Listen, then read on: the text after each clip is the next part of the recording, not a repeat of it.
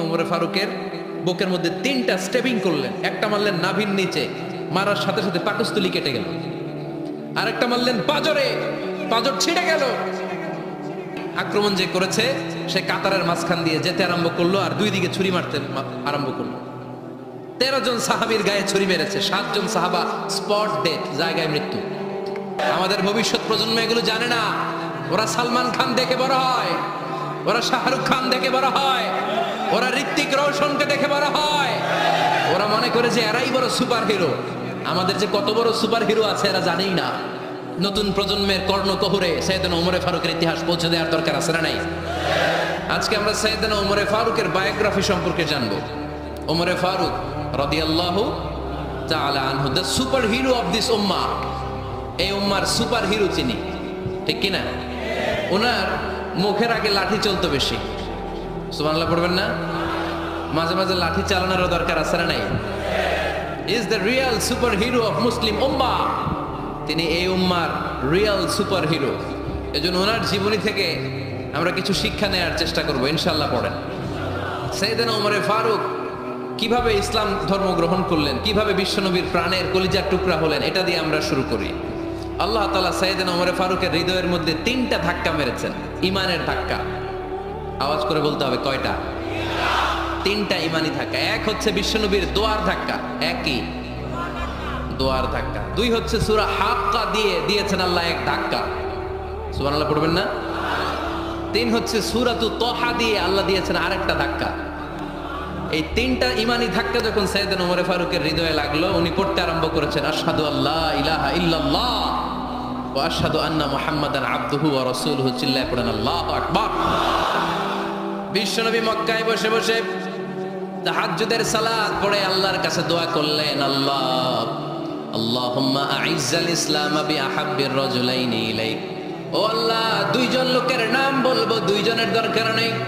এই 2 জনের একজনকে আপনি ইসলামের সুশীতল ছায়া তোলে এনে ইসলামকে বিজয় দান করে দেন। মুহূর্তের মধ্যে দোয়াটা কবুল করে নিয়েছে কে?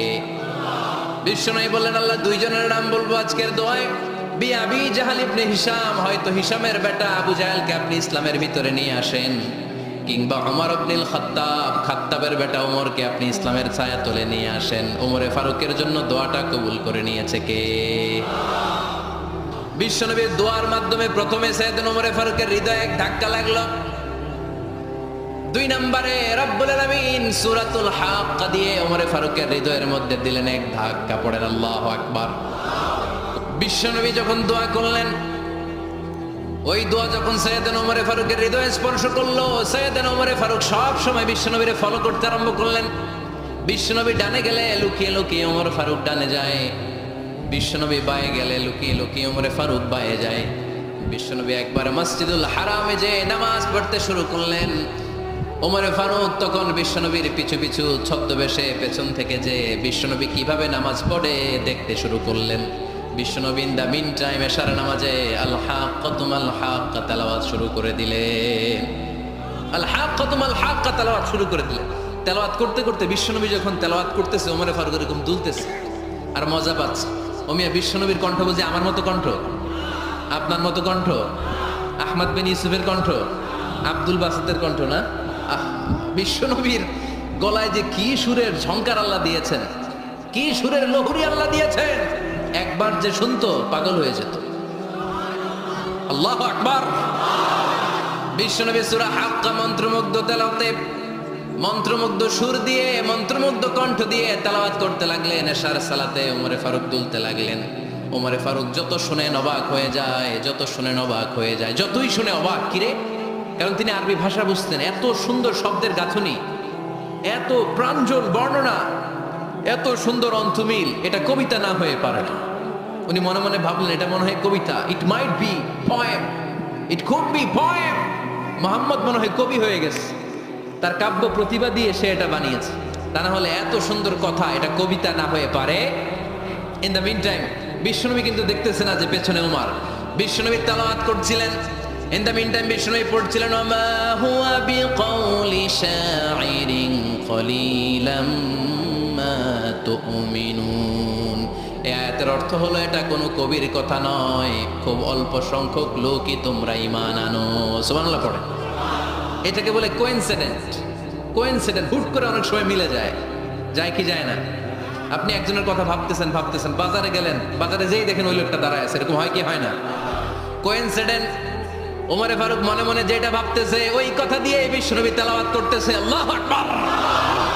বিশ্বনবী যে আয়াত তেলাওয়াত করছিলেন, আয়াতের অর্থ হলো এটা কোনো কবির বানানো কবিতা না, খুব অল্প সংখ্যক লোকই তোমরা ঈমান আনো। ওমরে ফারুক আটকে উঠলেন, থমকে দাঁড়ালেন। ঘটনা কি? আমি মনে মনে ভাবলাম, কি রে এত সুন্দর কথা, এটা তো মানুষের কথা হতে পারে না, এটা নিশ্চয়ই কবিতা, কবির কথা। কিন্তু মোহাম্মদ এখন আবার পড়তেছে ওমা হুয়া বিকৌলি শায়ের, এটা কোনো শায়েরের কবির কথা নয়। কলিলাম মা তুমিনুন, অল্পই তোমরা ঈমান আনো। তার মানে আমার মনে যা চলে মোহাম্মদ এটা টের পায়। মোহাম্মদ গণক, নাউজুবিল্লাহ পড়বেন না? মোহাম্মদ অনেক বড় মাপের একজন গণক।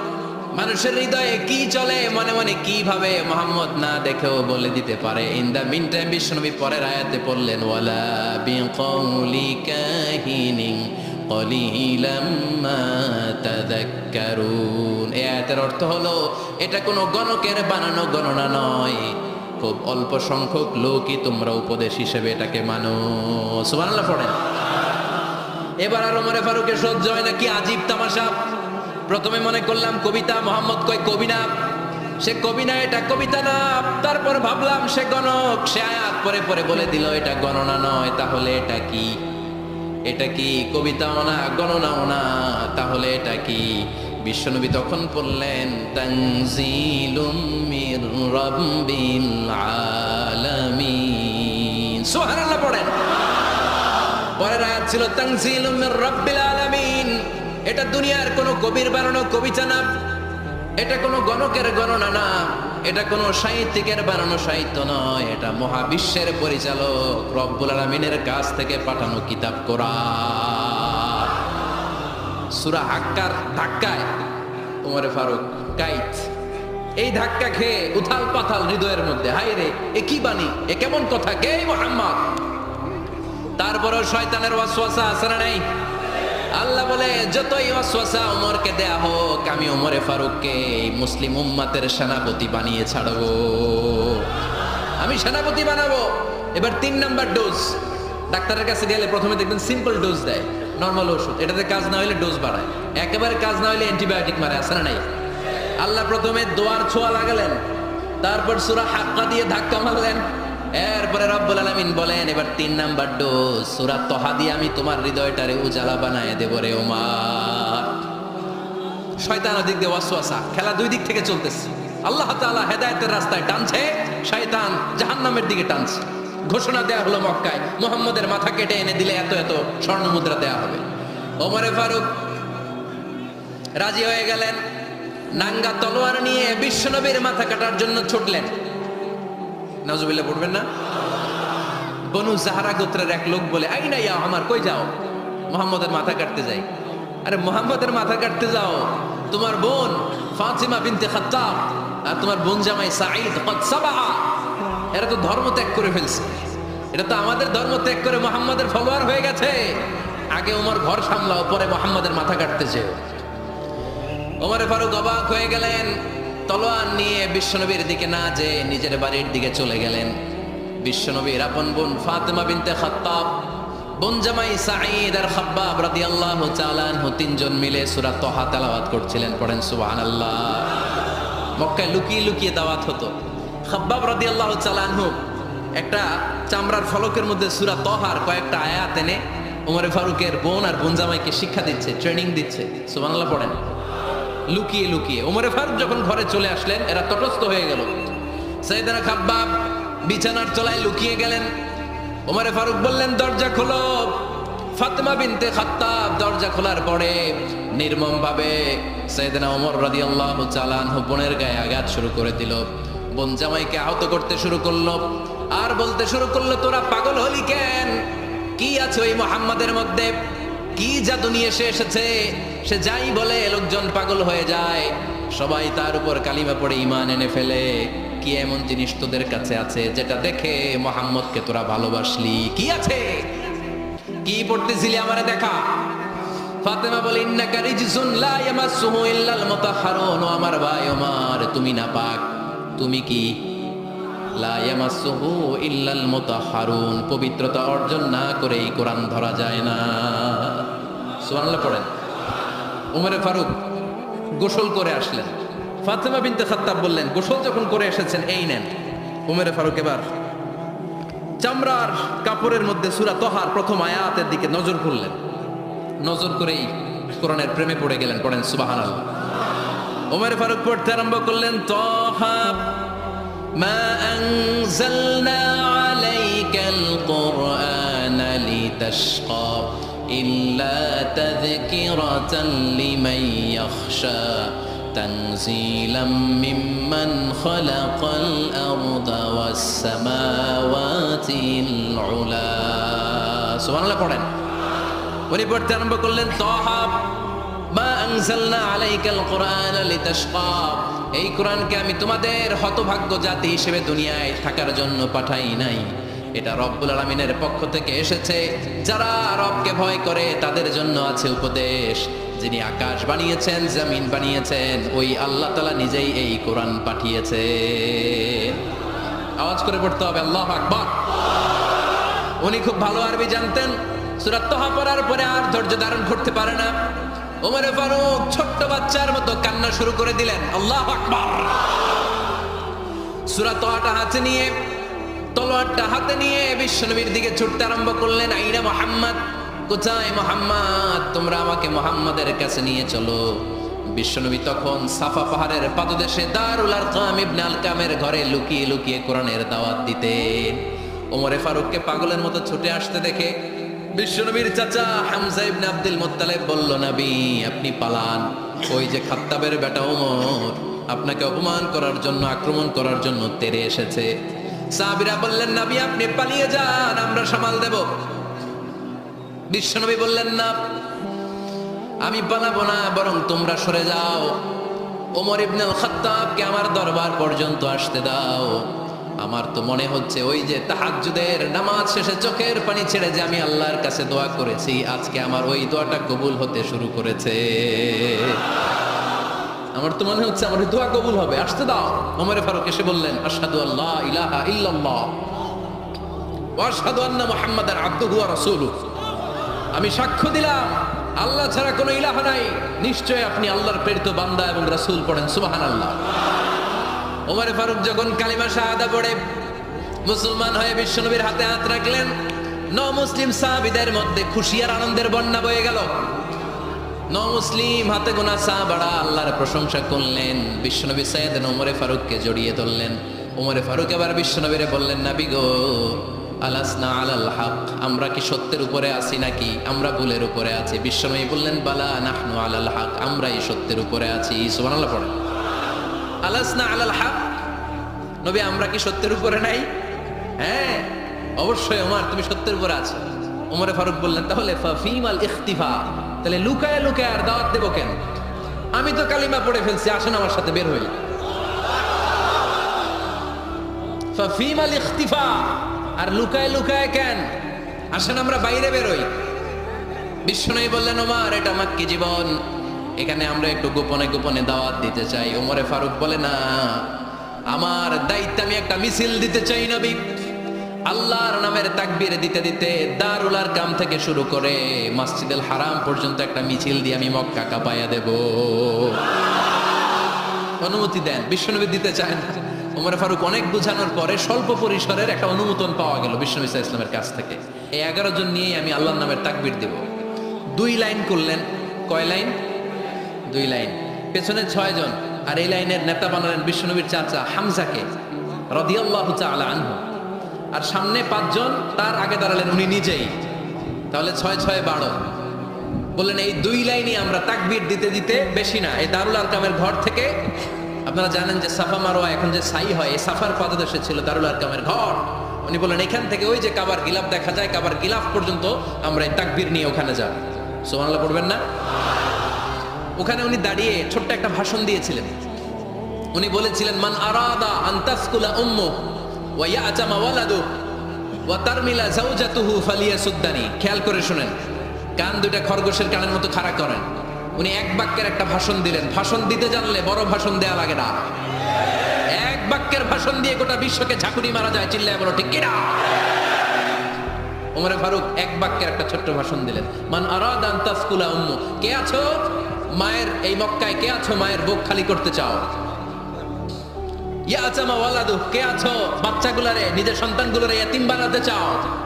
কে আছো তার মিলা জাওজাতুহু, নিজের স্ত্রীকে বিধবা বানাতে চাও? ফালিয়া সুদ্দানি, বুকের পাটা থাকলে আমি ওমর রে থামাও।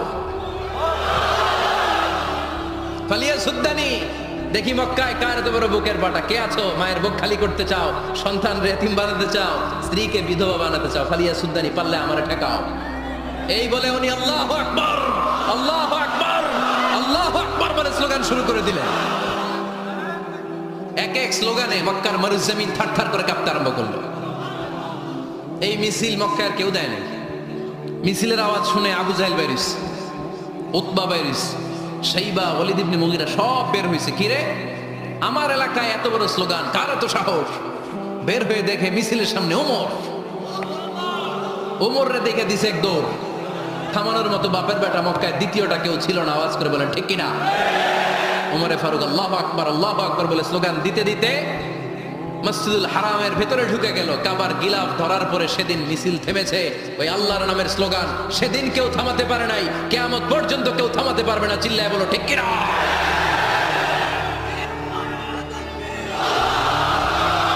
ওই রকম একটা ওমরের দরকার, আমাদের বেশি চাই না। জোরে বলেন ঠিক কিনা? দাও খোদা দাও আমায় আবার ওমর দারাজ দিল, দাও খোদা দাও আমায় আবার ওমর দারাজ দিল, দাও আলীর মতো বীর সেনানি, আলীর মতো বীর সেনানি জাগাতে নিখিল, দাও খোদা দাও আমায় আবার ওমর দারাজ দিল। সুবহানাল্লাহ পড়েন। একটা ওমর লাগবে। চিল্লায় বলেন কয়টা? ওই ওমরের অপেক্ষায় বাংলাদেশ সহ গোটা মুসলিম উম্মাহ, ঠিক কিনা? একটা ওমরই যথেষ্ট। আমাদের সেন্ট্রাল লিডারশিপ নাই তো, আমাদেরকে এদিকে লাথি মারলে আমরা ওইদিকে যাই, ওদিক থেকে গুতা মারলে আমরা এদিকে যাই। আমাদের রিপ্রেজেন্টেটিভ, আমাদের প্রতিনিধিত্ব করার মতো কোনো কেন্দ্রীয় লিডারশিপ নেতৃবৃন্দ গোটা বিশ্বে নাই, ঠিক কিনা? আমরা সেই ওমরে ফারুকের অপেক্ষায়, আমরা সেই ইমাম আল মাহাদির অপেক্ষায়। এই ওমরে ফারুক আমাদের মডেল, ঠিক কিনা?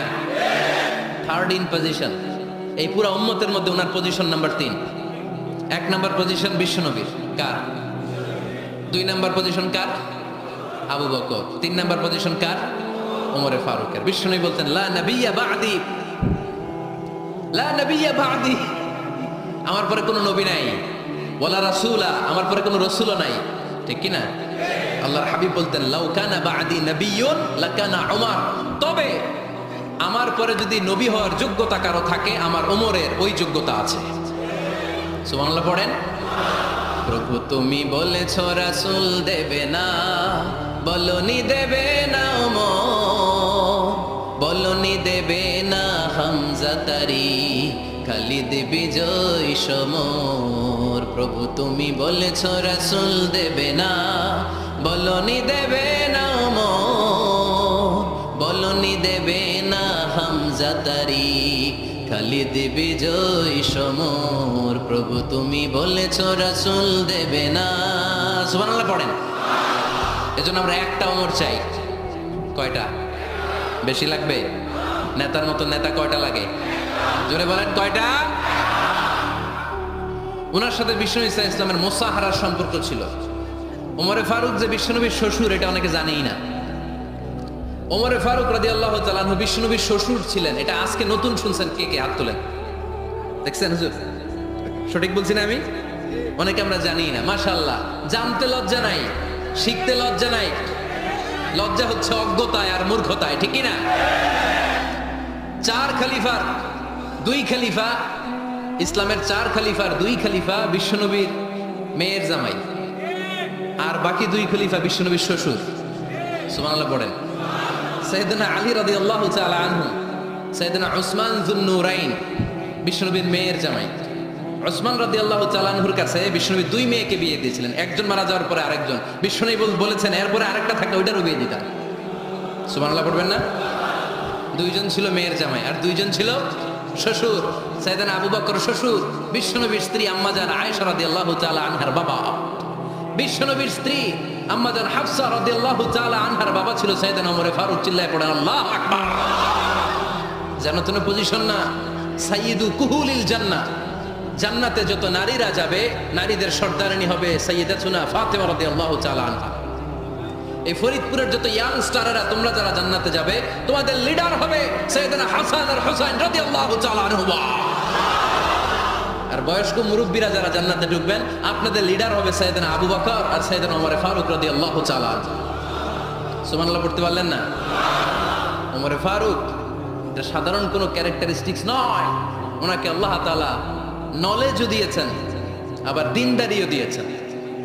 আমার দিনী ভাইয়েরা খেয়াল রাখবেন, কোনো আলেমের মধ্যে বা কোনো নেতার মধ্যে যদি এই দুইটার সমন্বয় আপনি পান, যে তার জ্ঞানও আছে আবার দিনদারিও আছে, he belongs the knowledge and he belongs the তাকওয়া, সে গোটা বিশ্বকে জয় করে ফেলবে। ঠিক কিনা? যার মধ্যে জ্ঞান আছে, যার মধ্যে তাকওয়া আছে, তারে কেউ থামায় রাখতে পারে? ওমরে ফারুককে এই দুই নেয়ামত দিয়ে ধন্য করেছে কে? সহিহ বুখারীর বর্ণনা, বিশ্বনবী সাহাবীদের সামনে একটা স্বপ্নের কথা বলছেন। বিশ্বনবী বললেন, আমি স্বপ্নে দেখলাম আমার আঙ্গুলের ফাঁকা থেকে দুধ বের হচ্ছে, আমি তৃপ্তি সহকারে দুধ খেলাম। খাওয়ার পরে দেখলাম আঙ্গুলের মধ্যে একটু দুধ লেগে আছে। আমার আঙ্গুলে অতিরিক্ত লেগে থাকা দুধটা আমি ওমরে ফারুকের মুখের মধ্যে লাগিয়ে দিলাম। সাহাবারা বললেন, ইয়া রাসূলুল্লাহ, ইয়া হাবিবাল্লাহ, মাযা আওয়ালতা বিহি, এই স্বপ্নের আপনি কি ব্যাখ্যা করলেন, আমরা তো বুঝলাম না। বিশ্বনবী বললেন, আওয়ালতু বিহি আল ইলম, আমি এই দুধ দিয়ে জ্ঞানের ব্যাখ্যা করেছি, কারণ ওমরকে আল্লাহ যেই জ্ঞান দিয়েছে গোটা বিশ্বের কাউকে এত জ্ঞান দেয় না। এজন্য স্বপ্নে যদি কেউ দেখেন যে আপনি দুধ খাচ্ছেন, তার মানে আল্লাহ তাআলা আপনার জ্ঞান বাড়ায় দিবে। ওমরে ফারুককে দুধ খেয়ে অতিরিক্ত দুধের অংশটা বিশ্বনবী আবু বকর রাদিয়াল্লাহু তাআলা আনহুর মুখে দেন নাই, সাইয়েদনা ওসমানের মুখে দেন নাই, আলী রাদিয়াল্লাহু তাআলা আনহুর মুখে দেন নাই। স্বপ্নে ওই অতিরিক্ত লেগে থাকা দুধটা বিশ্বনবী ওমরে ফারুকের ঠোঁটের মধ্যে লাগিয়ে দিয়েছেন। এই হাদিস থেকে প্রমাণ হয় আল্লাহ তাআলা জ্ঞানের নেয়ামতে সাইয়েদনা ওমরে ফারুককে ধন্য করেছেন। আবার বুখারীর বর্ণনা, বিশ্বনবী সাল্লাল্লাহু আলাইহি ওয়াসাল্লাম আরেকটা স্বপ্নের বর্ণনা দিচ্ছেন। তিনি বললেন, তোমাদের সবাইকে স্বপ্নে আমার সামনে দাঁড় করানো হলো। আমি দেখলাম তোমাদের কারো জুব্বা নাভি পর্যন্ত, কারো জুব্বা হাঁটু পর্যন্ত, কারো জুব্বা টাকনু পর্যন্ত। ওমরে ফারুককে যখন স্বপ্নে আমার সামনে দাঁড় করিয়ে দেয়া হলো, আমি দেখলাম ওমরের জুব্বা এত লম্বা, ওমর টেনে হিচড়ে তার জুব্বা নিয়ে সামনে হেঁটে যাচ্ছে। সাহাবারা বললেন, ফামাযা আওয়ালতা বিহি ইয়া রাসূলুল্লাহ, ও আল্লাহর রাসূল, এই স্বপ্ন দিয়ে আপনি কি বোঝাতে চাইলেন, আমরা কিছু বুঝলাম না।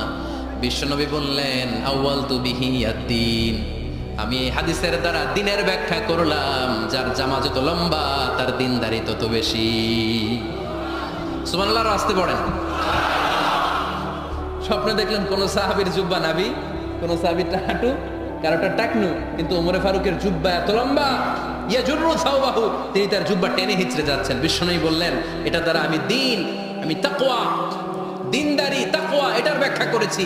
তার মানে ওমরে ফারুকের তাকওয়ার সামনে সব তাকওয়া পানি হয়ে যাবে। কোন সুবহানাল্লাহ। আল্লাহ তাআলা সাইয়েদনা ওমরে ফারুককে দ্বীনের জ্ঞান দিয়েছেন, তাকওয়া দিয়েছেন।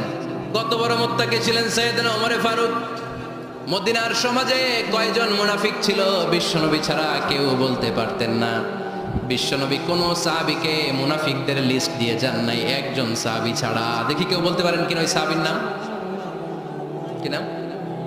হুযায়ফা ইবনুল ইয়ামান রাদিয়াল্লাহু তাআলা আনহু। ওনাকে বলা হতো সাহিবু সিররি রাসূলিল্লাহ, আল্লাহ রাসূল সাল্লাল্লাহু আলাইহি ওয়াসাল্লামের গোপন তথ্যের ধারক বাহক। সুবহানাল্লাহ পড়বেন না? বিশ্বনবী ইন্তেকালের আগে মদিনার সমাজে মোট কয়জন মুনাফিক আছে এই তথ্য আবু বকরকে বলেন নাই, ওমর রাদিয়াল্লাহু তাআলা আনহুকে বলেন নাই, উসমান রাদিয়াল্লাহু তাআলা আনহু, আলী রাদিয়াল্লাহু তাআলা আনহু, আশারাতুল মুবাশশিরিনা বিল জান্নাহ কোন সাহাবীকে বলেন নাই। শুধুমাত্র কেবলমাত্র একমাত্র হুযায়ফা ইবনুল ইয়ামান রাদিয়াল্লাহু তাআলা আনহুর কাছে মুনাফিকদের লিস্টে বিশ্বনবী দিয়ে গিয়েছে। সুবহানাল্লাহ পড়েন। মদিনায় কারা কারা মুনাফিক কেউ জানতো না, হুজাইফা ছাড়া। কে ছাড়া?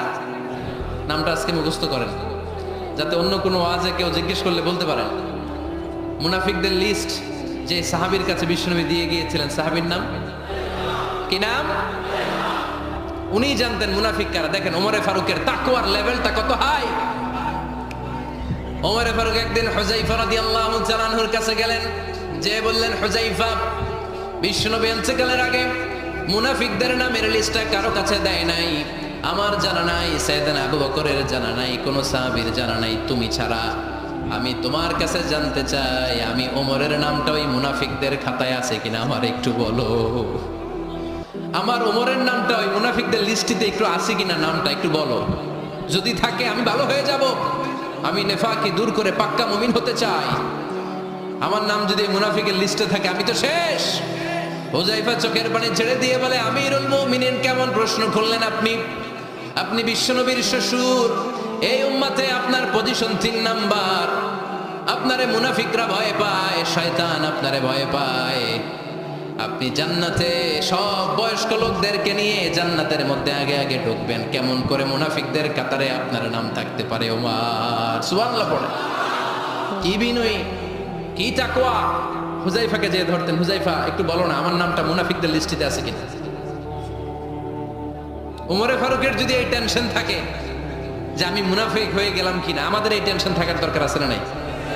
হ্যাঁ, যেন সব সময় আল্লাহর কাছে দোয়া করতে হবে, আল্লাহ তুমি নেফাকি থেকে আমাদেরকে বাঁচাও। আরো জোরে পড়েন আমিন। ওমরে ফারুক রাদিয়াল্লাহু তাআলা আনহু আমাদের সুপার হিরো। উনি কত বড় সুপার হিরো শুনেন। উনি জুমার খুতবা দিচ্ছেন।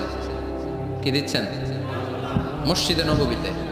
খুতবার মাঝখানে হঠাৎ বললেন, ইয়া সারিয়াতাল জাবাল, ইয়া সারিয়াত ইবনে জানিমিল জাবাল। এই কথা বলেই আবার খুতবা দিতে শুরু করলেন।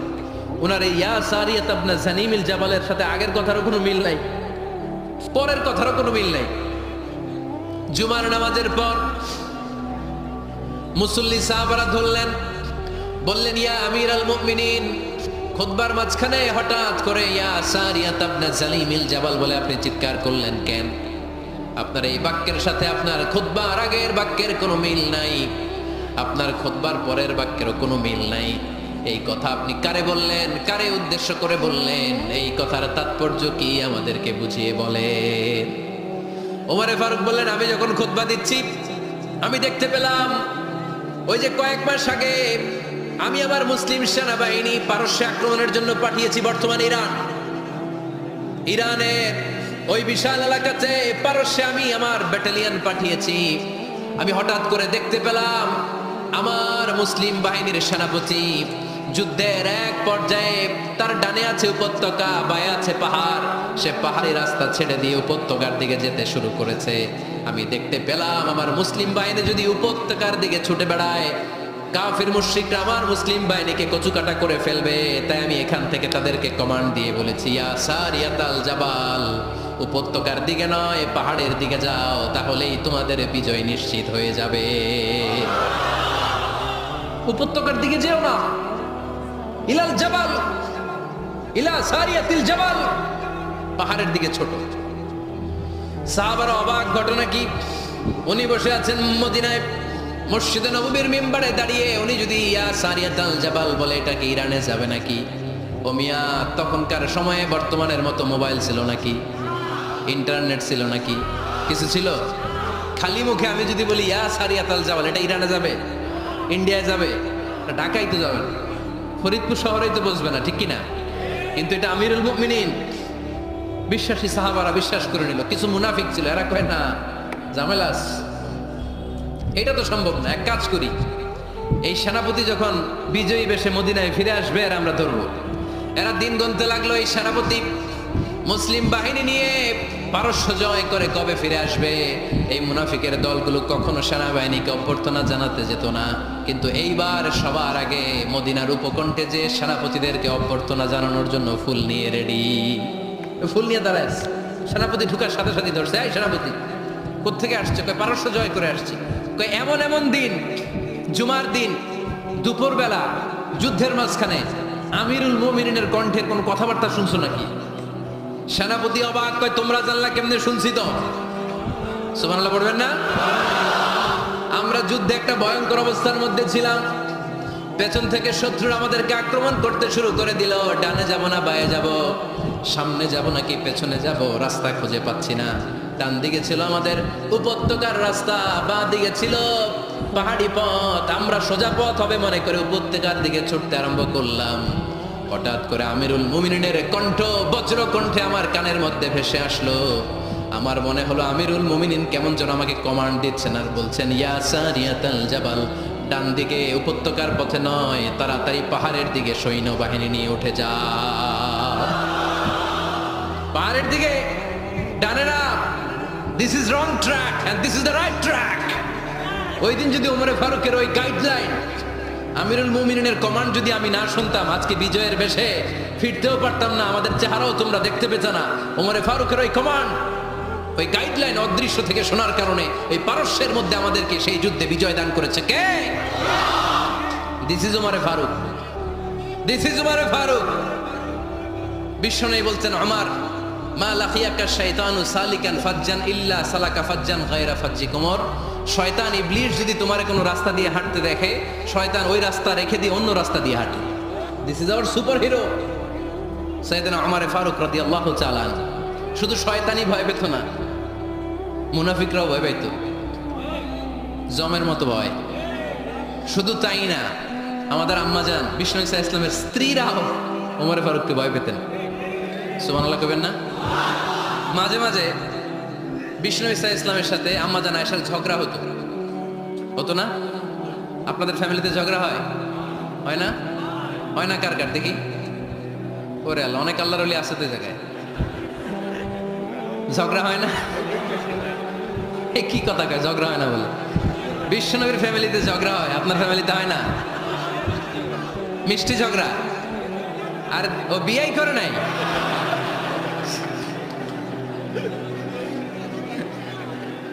ঝগড়া তো হবেই, দাম্পত্য জীবনের মজাটাই তো এখানে।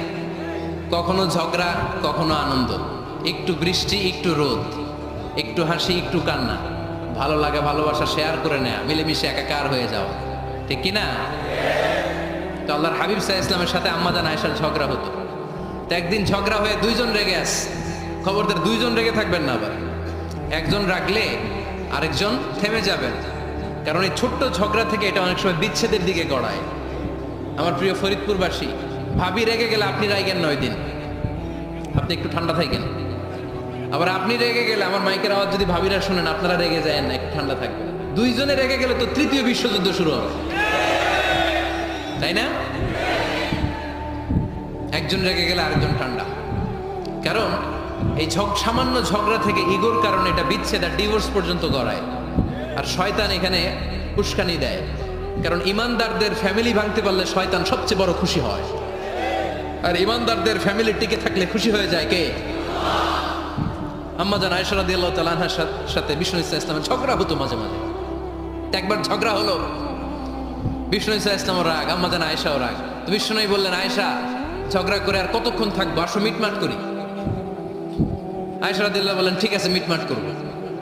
তো বিষ্ণু ইসা ইসলাম বললেন, মিটমাটের জন্য কারে ডাকবো? ওমর রে ডাকি। কয় না, ওমর রে না, ওমর গালিজ, ওমর অনেক রাগে, আমার ডর লাগে। কয় তাহলে তোমার আব্বারে ডাকি। কয় ডাকেন। কি খুশি, মেয়েদের মধ্যে অভ্যাসটা আছে না নাই? তাহলে তোমার আব্বারে ডাকি, ডাকেন। ডেকে নিয়ে আসা হলো। আবু বকর রাদিয়াল্লাহু তাআলা আনহু দাঁড়ালেন, আম্মাজান আয়েশা দাঁড়ালেন, বিশ্বনবীও দাঁড়ালেন। বিশ্বনবী বললেন, আয়েশা, তোমার আব্বা আসছে, এবার ঘটনা খুলে বলার পালা। তুমি বলবা নাকি আমি বলবো? আম্মাজান আয়েশা বললেন, আপনি বলেন। তবে ওয়ালা তাকুল ইল্লা হাক্কান, যেটা ঘটছে ওইটাই বললেন, মিথ্যা কথা কইেন না। আবু বকর রাদিয়াল্লাহু তাআলা রেগে মেগে আগুন, কি এই কথা তুমি কেমন করে বলো? বিশ্বনবী কি মিথ্যা কথা কখনো বলবে? রেগে মেগে দিলেন মেয়ের গালে এক চড়। বানিয়ে বলতেছি না, মুসনাদ আহমদ ইবনে হাম্বলের হাদিস।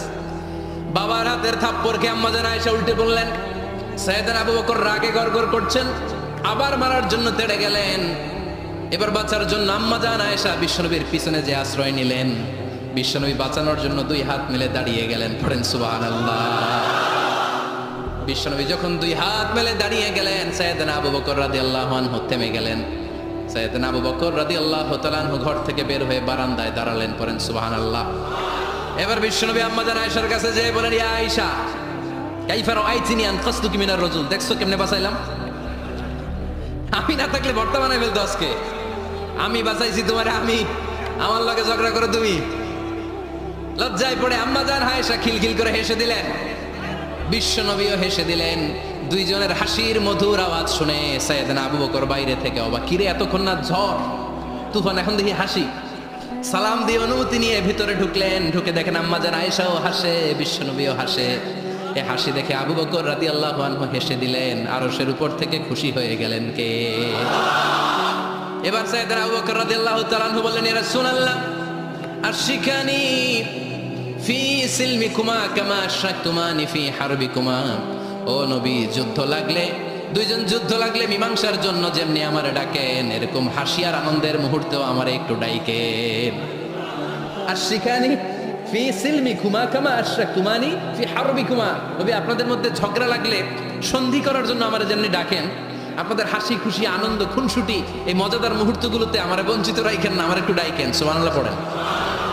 এই মুসনাদে আহমদ ইবনে হাম্বলের হাদিস শোনার উদ্দেশ্য হচ্ছে, বিশ্বনবী প্রথমে ওমরে ফারুকের নাম বলেছিলেন। সাইয়েদনা আয়েশা বলে, না আমি ডরাই, হাইবাত, দিস ইজ কল্ড হাইবাত ওমর।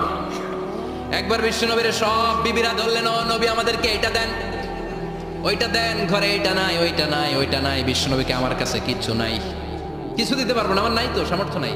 কিন্তু বিবিরাও ছাড়া না, এটা দেন, ওইটা দেন। বিশ্বনবী রহমতের নবী, বিবিদেরকে বুঝাতেও পারেন না, বিবিরা আবদার করতেছে, নবী এটা লাগবে, ওইটা লাগবে। ইন দ্য মিন টাইম বিশ্বনবী একজনের সালাম শুনতে পেলেন, কে যেন দরজায় দাঁড়িয়ে বলতেছে আসসালামু আলাইকুম। বিশ্বনবী দরজার দিকে তাকালেন, তাকিয়ে বললেন ওয়া আলাইকুমুস সালাম, আর বুঝতে পারলেন এটা আমার ওমরের সালাম। সালাম দেওয়ার পরে বিবিদের দিকে তাকায় দেখে একজন বিবিও নাই, সব অন্দরমহলের ভিতরে দৌড়। সুবহানাল্লাহ পড়তে পারলেন না? This is our super hero Omar. এরকম ওমর একটা লাগবে, চিল্লায় বলেন কয়টা? একটা ওমর গোটা বিশ্বকে সোজা করে দিবে, একটা ওমর সবল আর দুর্বলের সব পার্থক্য দূর করে দিবে, মাজলুমের উপর জালিমের অত্যাচারের অবসান ঘটায় দিবে, গোটা বিশ্বটাকে সাম্য, মৈত্রী, ভালোবাসার ইনসাফ দিয়ে পরিপূর্ণ করে দিবে। সেই ওমরের অপেক্ষায় আমরা। নিজের ছেলেকে 80টা বেত মেরেছেন। কয়টা? 80টা বেত মেরেছে। এই ব্যাপারে অনেকগুলো বর্ণনা পাওয়া যায়। সবচেয়ে সহিহ বর্ণনা হচ্ছে মুয়াত্তা ইমাম মালিকের বর্ণনা। ওমর ফারুক রাদিয়াল্লাহু তাআলা আনহুর ছেলে আব্দুর রহমান মারুফুন বিআবি শাহমা ছিলেন মিশরে, ওখানে নাবিজ খেয়েছিলেন। নাবিজ হচ্ছে আরব দেশের লোকেরা দুধের মধ্যে শক্ত খুরমা রাত্রেবেলা ঢেলে দিত, ঢেলে দিলে সারা রাত ওই খুরমার রসটা দুধের সাথে মিশে দুধটা লাল হয়ে যেত। এটারে সকালবেলা খেত, খুব সুস্বাদু, এটাকে বলে নাবিজ। কিন্তু এটা রাতে ভিজাইলে সকালেই খাইতে হয়, রেখে দিলে আবার একটু সমস্যা হয়, এটা অনেকটা তারির মতো হয়ে যায়, মাতলামি চলে আসে। তো ওমরে ফারুকের ছেলে নাবিজ খেয়েছেন, মদ খাননি, নাবিজ। কিন্তু নাবিজ খাওয়াতে সাকরান চলে এসেছে। সাকরান চলে আসাতে এটা যখন প্রমাণিত হয়েছে, আমর ইবনে আস রাদিয়াল্লাহু তাআলা আনহু নাকি 80 বেত মেরেছেন মিশরে। কয় বেত? নিয়ম হচ্ছে সবার সামনে, কিন্তু সবার সামনে না মেরে একটু গোপনে মেরেছে। এই তথ্য যখন ওমরে ফারুকের কাছে এসেছে, উনি বললেন না, মারতে হবে সবার সামনে, আলাদা মারলা কেন? ও মদিনায় ফিরে আসলে আমি আবার 80টা মারব। মদিনায় ফিরে আসার পরে সাইয়েদনা ওমরে ফারুক ওই আগের 80টারে আর ধরেন নাই, নিজ হাতে আবার 80টা বেত মেরেছেন। এই বেত মারার 1 মাস পরে এই আবু শাহমা ইন্তেকাল করেছে। অনেক ঐতিহাসিক বলে এই বেতের আঘাতে মরেছে, কেউ কেউ বলেছে নিজের রোগের কারণে মরেছে। কিন্তু দিস ইজ দ্য ইনসাফ সিস্টেম অফ ওমর। নিজের ছেলে বলে ছেড়ে দেয় নাই। এখন নিজের ছেলে হইলে 7 খুন মাফ, নেতার ছেলে হইলে 10 খুন মাফ, এলাকার মোড়লের ছেলে হইলে 10 খুন মাফ। নো পার্সিয়ালিটি ইন ইসলাম। ইসলামে পার্সিয়ালিটি নাই। আপনি নেতার ছেলে হন, আপনি বিজনেস ম্যাগনেটের ছেলে হন, আপনি যেই হন না কেন, ইসলামের দৃষ্টিতে সবাই সমান। চিল্লায় বলেন ঠিক কিনা? বানু মখজুমিয়া গোত্রের এক নারী চুরিতে ধরা পড়ল। সাহাবারা বললেন, নবী, মদিনার সবচেয়ে ভেরি প্রেস্টিজিয়াস এন্ড ডিগনিফাইড ফ্যামিলির মেয়ে, আপনি হাত কাটেন না, কারণ ইসলামের নিয়ম চুরি করলে কি কেটে দাও? বিষ্ণু বললেন, বলো কি? হাত না কাটার জন্য তোমরা আমাকে রেকমেন্ড করছো? এটা আল্লাহর আইন, পৃথিবীর কেউ রেকমেন্ড করলো শোনার ক্ষমতা আমার নাই, কারণ আইনটা দিয়েছে কে? লাউ কানাত ফাতিমাতু বিনতি মুহাম্মাদিন সারাকাত লাকাতা মুহাম্মাদুন ইয়াদাহা। আরে বনু মাকসুমিয়া মেয়ে তো দূরের কথা, আমার কলিজার টুকরা ফাতেমাও যদি আজ চুরিতে ধরা পড়তো, তার হাত কেটে দিতে আমি 1 মিনিটও দেরি করতাম না। দিস ইজ ইসলাম। এই হচ্ছে ওমরে ফারুকের মানাকিব। এরকম ওমরে ফারুক কয়টা লাগবে? আওয়াজ করে বলতে হবে, কয়টা লাগবে? একটা লাগবে। এই সাইয়েদনা ওমরে ফারুক মদিনার প্রথম চিফ জাস্টিস ছিলেন। সর্বপ্রথম ওনার পরামর্শ সাইয়েদনা আবু বকর রাদিয়াল্লাহু তাআলা আনহু কোরআনকে সংকলন করেছেন। আবু লুলু এই খঞ্জর নিয়ে ওমরে ফারুকের বুকের মধ্যে 3টা স্টেবিং করলেন। একটা মারলেন নাভির নিচে, মারার সাথে সাথে পাকস্থলী কেটে গেল। আরেকটা মারলেন পাজরে, পাজর ছিঁড়ে গেল। আক্রমণ যে করেছে সে কাতারের মাঝখান দিয়ে যেতে আরম্ভ করলো, আর 2 দিকে ছুরি মারতে আরম্ভ করলো। 13 জন সাহাবীর গায়ে ছুরি মেরেছে, 7 জন সাহাবা স্পট ডেথ, জায়গায় মৃত্যু। আমাদের ভবিষ্যৎ প্রজন্ম এগুলো জানে না। ওরা সালমান খান দেখে বড় হয়, ওরা শাহরুখ খান দেখে বড় হয়, ওরা ঋত্বিক রোশনকে দেখে বড় হয়। ওরা মনে করে যে এরাই বড় সুপার হিরো। আমাদের যে কত বড় সুপার হিরো আছে এরা জানেই না। নতুন প্রজন্মের কর্ণকহুরে সাইয়েদনা ওমরে ফারুকের ইতিহাস পৌঁছে দেওয়ার দরকার আছে না নাই? আজকে আমরা সাইয়েদনা ওমরে ফারুকের বায়োগ্রাফি সম্পর্কে জানবো। ওমরে ফারুক রাদিয়াল্লাহু তাআলা আনহু, the superhero of this উম্মাহ। এই উম্মার সুপার হিরো তিনি, ঠিক কি না? ওনার মুখের আগে লাঠি চলতো বেশি। সুবহানাল্লাহ পড়বেন না? মাঝে মাঝে লাঠি চালানোরও দরকার আছে না নাই? Is the real superhero of Muslim উম্মাহ। তিনি এই উম্মার রিয়েল সুপার হিরো। এজন্য ওনার জীবনী থেকে আমরা কিছু শিক্ষা নেওয়ার চেষ্টা করবো ইনশাআল্লাহ। পড়েন সাইয়েদনা ওমরে ফারুক কিভাবে ইসলাম ধর্ম গ্রহণ করলেন, কিভাবে বিশ্বনবীর প্রাণের কলিজার টুকরা হলেন, এটা দিয়ে আমরা শুরু করি। আল্লাহ তাআলা সাইয়েদনা ওমরে ফারুকের হৃদয়ের মধ্যে 3টা ধাক্কা মেরেছেন, ইমানের ধাক্কা। আওয়াজ করে বলতে হবে, কয়টা? 3টা ইমানি ধাক্কা। এক হচ্ছে বিশ্বনবীর দোয়ার ধাক্কা। এক কি? দোয়ার ধাক্কা। 2 হচ্ছে সূরা হাক্কা দিয়ে দিয়েছেন আল্লাহ এক ধাক্কা। সুবহানাল্লাহ পড়বেন না? 3 হচ্ছে সূরাতু তাহা দিয়ে আল্লাহ দিয়েছেন আরেকটা ধাক্কা। এই 3টা ইমানি ধাক্কা যখন সাইয়েদনা ওমরে ফারুকের হৃদয়ে লাগলো, উনি পড়তে আরম্ভ করেছেন আশহাদু আল্লা ইলাহা ইল্লাল্লাহ ওয়া আশহাদু আন্না মুহাম্মাদান আবদুহু ওয়া রাসূলুহু। চিল্লায়ে পড়েন আল্লাহু আকবার। বিশ্বনবী মক্কায় বসে বসে তাহাজ্জুদের সালাত পড়ে আল্লাহর কাছে দোয়া করলেন, আল্লাহুম্মা আইজ্জাল ইসলাম বিআহাব্বির রাজুলাইনি ইলাইক। ও আল্লাহ, 2 জন লোকের নাম বলবো, 2 জনের দরকার নেই। এই 2 জনের একজনকে আপনি ইসলামের সুশীতল ছায়া তলে এনে ইসলামকে বিজয় দান করে দেন। মুহূর্তের মধ্যে দোয়াটা কবুল করে নিয়েছে কে? বিশ্বনবী বললেন, আল্লাহ 2 জনের নাম বলবো আজকের দোয়ায়। আবি জাহাল ইবনে হিশাম, হয়তো হিশামের বেটা আবু জাহেলকে আপনি ইসলামের ভিতরে নিয়ে আসেন, কিংবা ওমর ইবনুল খাত্তাব, খাত্তাবের বেটা ওমরকে আপনি ইসলামের ছায়া তলে নিয়ে আসেন। ওমরে ফারুকের জন্য দোয়াটা কবুল করে নিয়েছে কে? বিশ্বনবীর দোয়ার মাধ্যমে প্রথমে সাইয়েদনা ওমরে ফারুকের হৃদয়ে এক ধাক্কা লাগলো। 2 নম্বরে রব্বুল আলামিন সূরাতুল হাক্কা দিয়ে ওমরে ফারুকের হৃদয়ের মধ্যে দিলেন এক ধাক্কা। পড়েন আল্লাহু আকবার। বিশ্বনবী যখন দোয়া করলেন, ওই দোয়া যখন সাইয়েদনা ওমরে ফারুকের হৃদয়ে স্পর্শ করলো, সাইয়েদনা ওমরে ফারুক সব সময় বিশ্বনবীরে ফলো করতে আরম্ভ করলেন। বিশ্বনবী ডানে গেলে লুকিয়ে লুকিয়ে ওমর ফারুক ডানে যায়, বিশ্বনবী বায়ে গেলে লুকিয়ে লুকিয়ে ওমরে ফারুক বায়ে যায়। বিশ্বনবী একবার মসজিদুল হারামে যে নামাজ পড়তে শুরু করলেন, ওমরে ফারুক তখন বিশ্বনবীর পিছু পিছু ছদ্মবেশে পেছন থেকে যে বিশ্বনবী কিভাবে নামাজ পড়ে দেখতে শুরু করলেন। বিশ্বনবী ইন দা মিন টাইম এশার নামাজে আল হাক্কাতুল হাক্কা তেলাওয়াত শুরু করে দিলেন। আল হাক্কাতুল হাক্কা তেলাওয়াত শুরু করে দিলেন। তেলাওয়াত করতে করতে বিশ্বনবী যখন তেলাওয়াত করতেছে, ওমরে ফারুক এরকম দুলতেছে আর মজা পাচ্ছে। ও মিয়া, বিশ্বনবীর কণ্ঠ বুঝি আমার মতো কণ্ঠ, আপনার মতো কণ্ঠ, আহমদ বিন ইউসুফের কণ্ঠ, আব্দুল বাসিতের কণ্ঠ না? বিশ্বনবীর গলায় যে কি সুরের ঝংকার আল্লাহ দিয়েছেন, কি সুরের লহরী আল্লাহ দিয়েছেন, একবার যে শুনতো পাগল হয়ে যেত। আল্লাহু আকবার। বিশ্বনবী সূরা হাক্কা মন্ত্রমুগ্ধ তেলাওয়াতে, মন্ত্রমুগ্ধ সুর দিয়ে, মন্ত্রমুগ্ধ কণ্ঠ দিয়ে তেলাওয়াত করতে লাগলেন। এশার সালাতে ওমরে ফারুক দুলতে লাগলেন। ওমরে ফারুক যত শুনে অবাক হয়ে যায়, যত শুনে অবাক হয়ে যায়, যতই শুনে অবাক। কিরে? কারণ তিনি আরবি ভাষা বুঝতেন। এত সুন্দর শব্দের গাঁথনি, এত প্রাঞ্জল বর্ণনা, এত সুন্দর অন্তমিল, এটা কবিতা না হয়ে পারে না। উনি মনে মনে ভাবলেন এটা মনে হয় কবিতা, it might be poem, it could be poem. Mohammad মনে হয় কবি হয়ে গেছে, তার কাব্য প্রতিভা দিয়ে সে এটা বানিয়েছে। তা না হলে এত সুন্দর কথা এটা কবিতা না হয়ে পারে। ইন দ্য মিন টাইম বিশ্বনবী কিন্তু দেখতেছে না যে পেছনে উমার। বিশ্বনবী তেলাওয়াত করছিলেন, ইন দ্য মিন টাইম বিশ্বনবী পড়ছিলেন ওমা হুয়া বিকাউলি শাইরিন কলিলাম মা তুমিনুন। এই আয়াতের অর্থ হলো এটা কোনো কবির কথা নয়, খুব অল্প সংখ্যক লোকই তোমরা ঈমান আনো। সুবহানাল্লাহ পড়ে।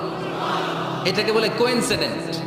কোইন্সিডেন্ট হুট করে অনেক সময় মিলে যায়, যায় কি যায় না? আপনি একজনের কথা ভাবতেছেন ভাবতেছেন, বাজারে গেলেন, বাজারে যেই দেখেন ওই লোকটা দাঁড়ায় আছে, এরকম হয় কি হয় না? কোইন্সিডেন্ট।